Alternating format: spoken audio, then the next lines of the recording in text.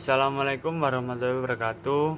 Perkenalkan, nama saya Dimas Milian Saifullah Septioso, NIM 18.00.11.11.00.0208. Di sini saya dari kelompok 1 ingin mempresentasikan tentang kepailitan.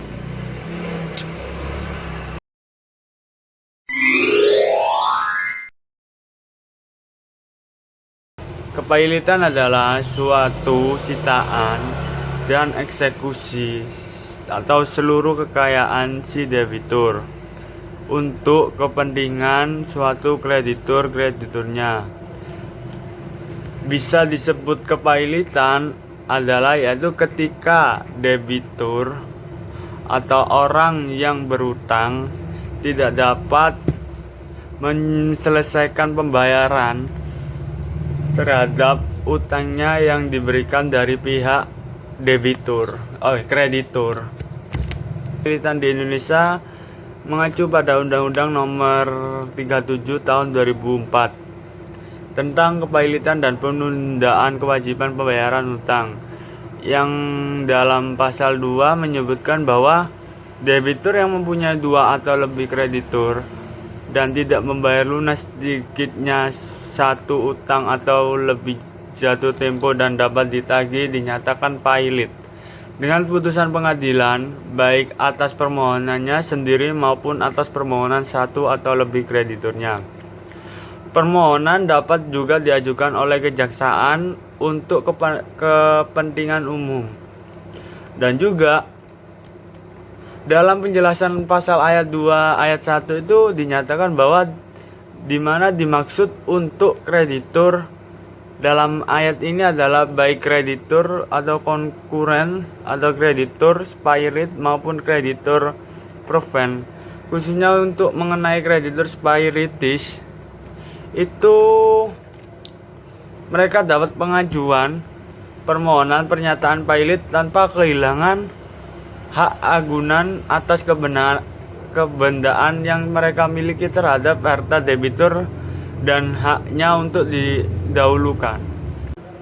Dan untuk jenis kurotor lainnya itu terdapat dalam pasal 70 ayat 2 huruf A Undang-Undang Kepailitan disebutkan bahwa kurotor yang bukan balai harta peninggalan adalah mereka yang harus memenuhi syarat-syarat tertentu, yaitu pertama yaitu perorangan atau persekutuan perdata yang berdomisili di Indonesia, yang mempunyai keahlian khusus yang dibutuhkan dalam rangka mengurus dan atau membereskan harta pailit.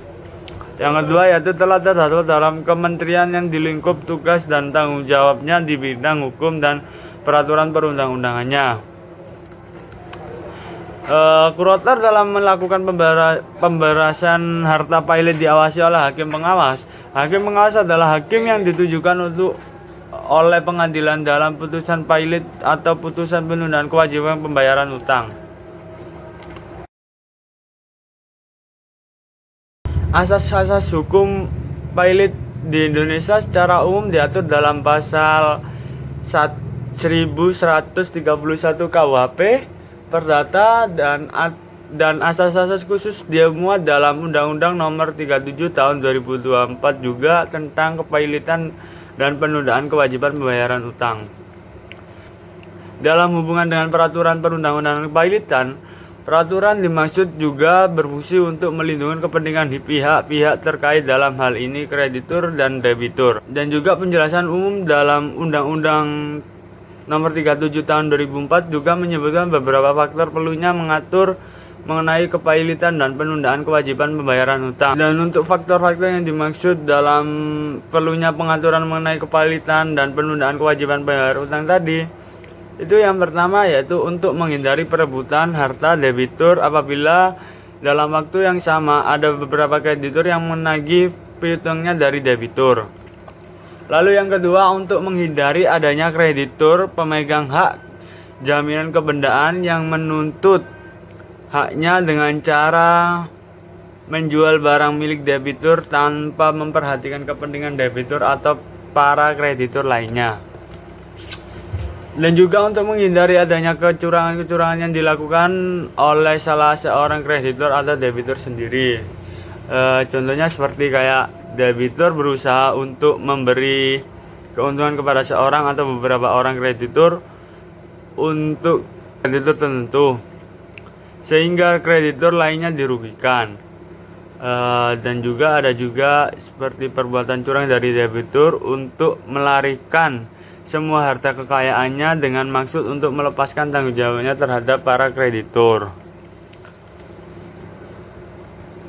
Oleh sebab itu, lembaga-lembaga kepailitan merupakan salah satu kebutuhan pokok di dalam aktivitas bisnis karena adanya status pailit merupakan salah satu sebab pelaku bisnis keluar dari pasar. Dan untuk hukum kepailitan di Indonesia sendiri itu sebagai subsistem dari hukum perdata nasional dan juga merupakan suatu kesatuan yang utuh dari sistem hukum perdata, yaitu hukum perdata material.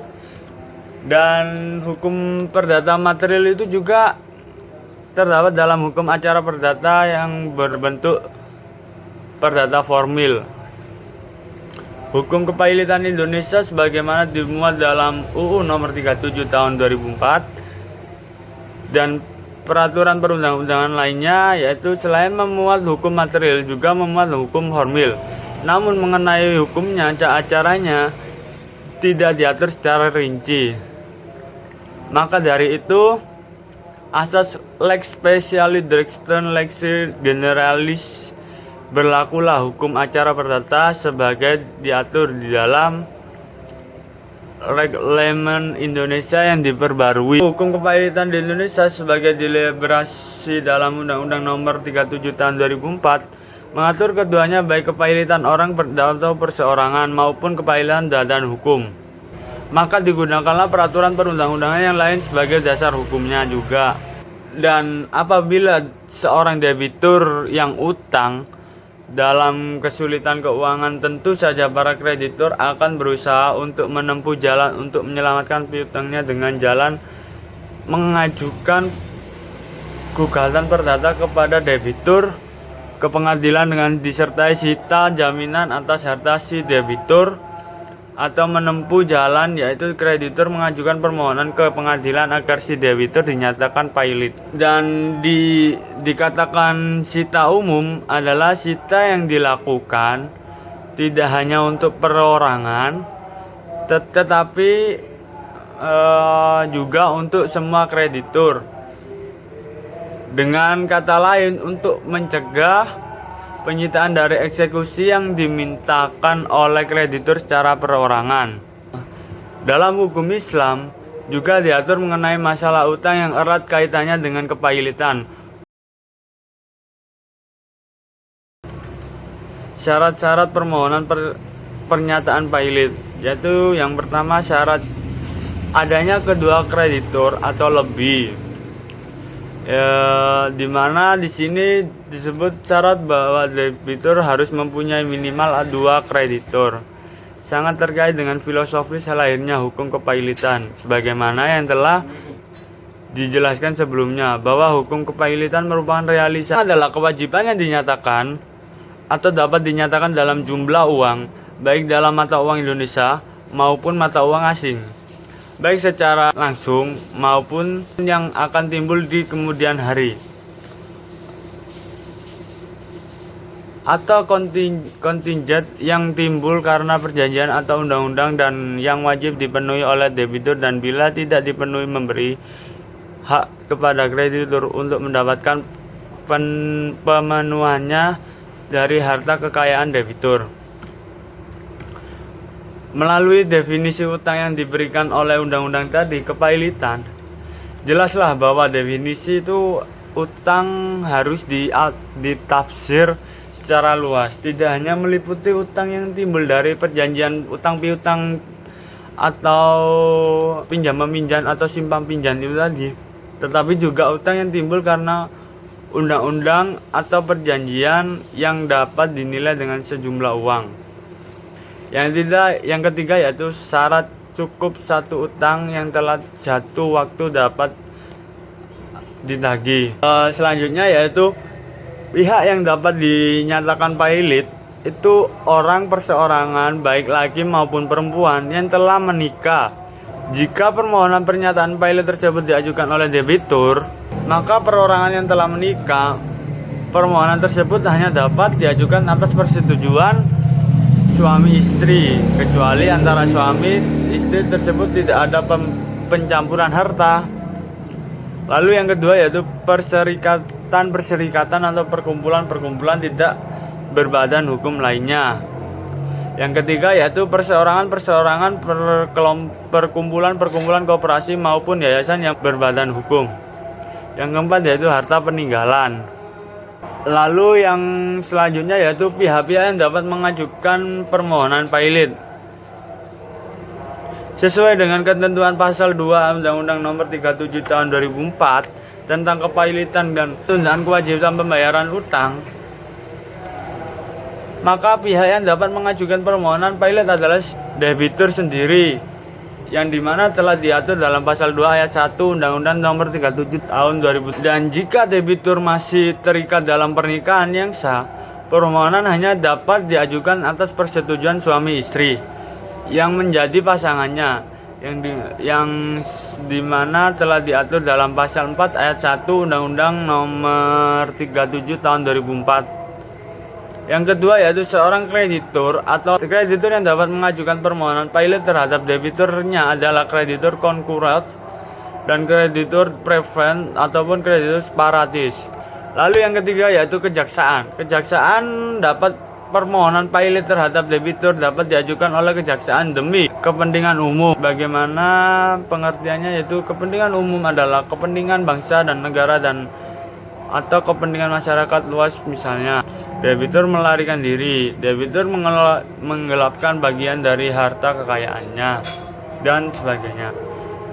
Dan selanjutnya yaitu otoritas jasa keuangan, yang dimana telah melaksanakan tugasnya untuk pengaturan dan pengawasan terhadap kegiatan jasa keuangan di sekitar perbankan, pasar modal, dan perasuransi, dana pensiun, dan jasa keuangan lainnya. Sejak adanya Undang-Undang OJK, maka permohonan pernyataan pilot bagi sektor perbankan, pasar modal, dan sektor perasuransian dan dana pensiun, jasa keuangan lain, dan harus dilakukan oleh otoritas jasa. Pihak yang dapat meminta pilot di dalam hukum Islam adalah yang memberikan hutang dengan cara mengajukan gugatan kepada hakim agar yang berhutang dinyatakan jatuh pilot, serta mengambil sisa hartanya untuk membayar hutang-hutangnya. Gugatan yang diajukan itu harus disertai dengan bukti bahwa hutang orang itu telah melebihi sisa hartanya yang hutang itu telah jatuh tempo pembayaran. Baik, selanjutnya yaitu akibat hukum kepailitan. Akibat hukum kepailitan yaitu putusan kepailitan membawa akibat bagi si pilot atau debitur sendiri maupun harta kekayaannya. Sejak dibacakan putusan kepailitan oleh pengadilan niaga, debitur kehilangan hak pengurus dan penguasaan atas budel, dan juga ia menjadi pemilik dari budel itu, tetapi ia tidak boleh lagi mengurus dan menguasainya. Pengurus dan penguasa ini itu beralih kepada hakim pengawas atau kurator yang ditujukan dari pengadilan niaga tersebut.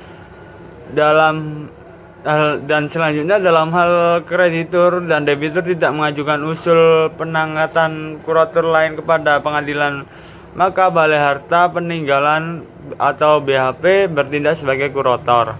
Dan biasanya akibat kepailitan pada umumnya itu secara umumnya yaitu akibat pernyataan pilot adalah sebagai berikut, yaitu yang pertama akibat kepailitan terhadap harta kekayaan debitur pilot. Lalu yang kedua itu akibat kepailitan terhadap pasangan suami istri atau debitur pilot. Yang ketiga akibat kepailitan terhadap seluruh perikatan yang dibuat debitur pilot. Kemudian dalam bagian penjelasan pasal 61 Undang-Undang Kepailitan dikatakan bahwa hak untuk menahan atas benda milik debitur berlangsung sampai utangnya dilunasinya. Dengan demikian kita dapat disimpulkan bahwa meskipun adanya putusan kepailitan, kreditor yang mempunyai hak retensi atau hak menahan terhadap benda milik debitur pailit belum dibayar lunas. Undang-undang kepailitan mewajibkan kurator untuk menembus benda yang ditahan oleh kreditur tersebut dengan membayar piutang kreditur tersebut. Hal ini dinyatakan bahwa secara tegas dalam pasal 18 ayat 4 Undang-Undang Kepailitan, yaitu diantara lainnya yaitu bahwa kurator diwajibkan membayar piutang kreditur yang mempunyai hak untuk menahan suatu benda, sehingga benda itu masuk kembali dan menguntungkan harta pailit.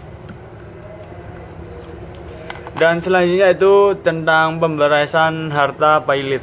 Pemberasan harta pailit dilakukan oleh kurator melalui pengawasan dari hakim pegawai. Pengertian kurator terdapat dalam pasal 1 angka 5 Undang-Undang Nomor 37 Tahun 2004 tentang kepailitan penundaan kewajiban pembayaran hutang, yaitu kurator adalah balai harta peninggalan atau orang perseorangan yang diangkat oleh pengadilan untuk mengurus atau membereskan harta debitur pailit di bawah pengawasan hakim, pengawasan sesuai dengan undang-undang ini. Kurator merupakan salah satu pihak yang memegang peranan sangat penting dalam proses penyelesaian kepailitan.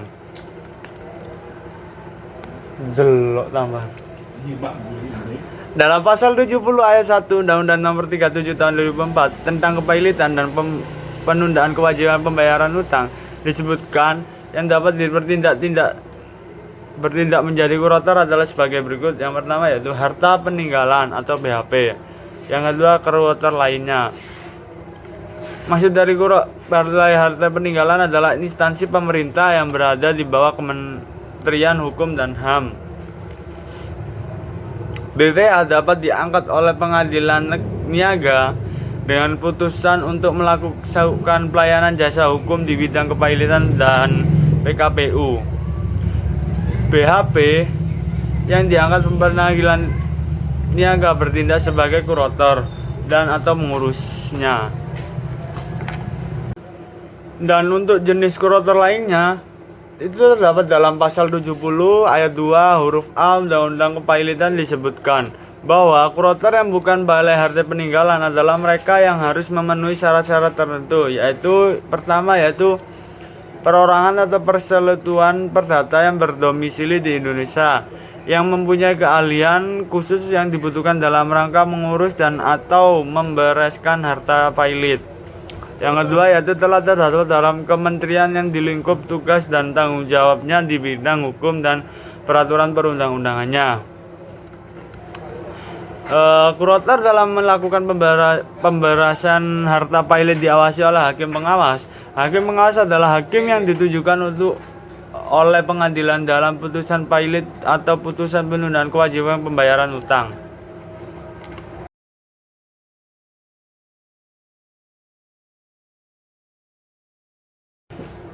Untuk selanjutnya yaitu berakhirnya kepailitan. Dalam kepailitan dimungkinkan adanya suatu perdamaian. Perdamaian adalah perjanjian antara debitur pailit dengan kreditur di mana menawarkan pembayaran sebagai dari utangnya dengan syarat bahwa setelah melakukan pembayaran tersebut dan juga dibebaskan dari sisa utangnya sehingga ia tidak dapat mempunyai utang lagi. Untuk ketentuan tentang perdamaian sebagaimana diatur dalam bagian ke-6 Undang-Undang Nomor 37 Tahun 2004 tentang kepailitan dan penundaan kewajiban pembayaran hutang, pasal 104 menjelaskan bahwa debitur pailit berhak untuk menawarkan suatu perdamaian kepada semua kreditur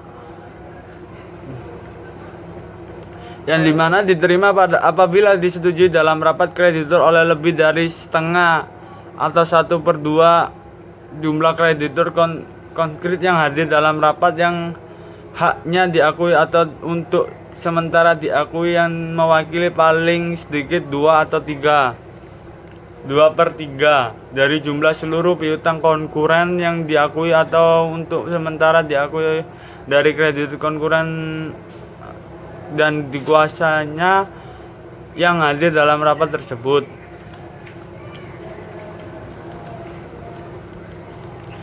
Dan apabila perdamaian dibatalkan, maka kepailitan dibuka kembali seperti semula. Akibatnya semua perbuatan yang dilakukan oleh debitur dalam waktu antara pengesahan perdamaian dan pembukuan kembali kepailitan dan mengikat harta pailit setelah kepailitan dibuka kembali tidak dapat ditawarkan perdamaian untuk kedua kalinya. Mungkin itu saja yang bisa saya sampaikan, kurang lebihnya mohon maaf. Wassalamualaikum warahmatullahi wabarakatuh.